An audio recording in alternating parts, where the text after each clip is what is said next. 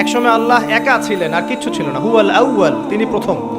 এরপর আল্লাহ পাক কি করলেন? মহাবিশ্ব সৃষ্টি করলেন। তবে তার আগে আরেকটা কাজ করেছেন আল্লাহ পাক।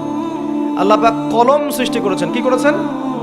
কলম। মনে রাখবেন এই কথাটা, আল্লাহ পাক কলম সৃষ্টি করেছেন। এবং কলম সৃষ্টি করে আল্লাহ পাক বলেছেন, উক্তুব, তুমি লিখো। এটা কিরকম কলম আল্লাহ ভালো জানেন, আমরা জানি না। আমরা বিশ্বাস করি, কারণ আমরা গায়েবে বিশ্বাস করি। কলম বলেছিল মাযা আকতুব, আমি কি লিখব? আল্লাহ বলেছেন কিয়ামত পর্যন্ত যত কিছু হবে সবকিছু এই লাওহে মাহফুজে লিখে ফেলো। কলম প্রত্যেকটা সৃষ্টির তাকদীর লাওহে মাহফুজে লিখে ফেলেছে। আপনি দুনিয়াতে যাই করেন, আপনার রিজিকে যত দানা চাল আছে এর একটা দানা বেশি আপনি খেতে পারবেন না। আপনি পৃথিবীতে যত কষ্টই থাকেন, হতাশায় থাকেন, একটা দানা রেখে পৃথিবী থেকে আপনি যাবেন না।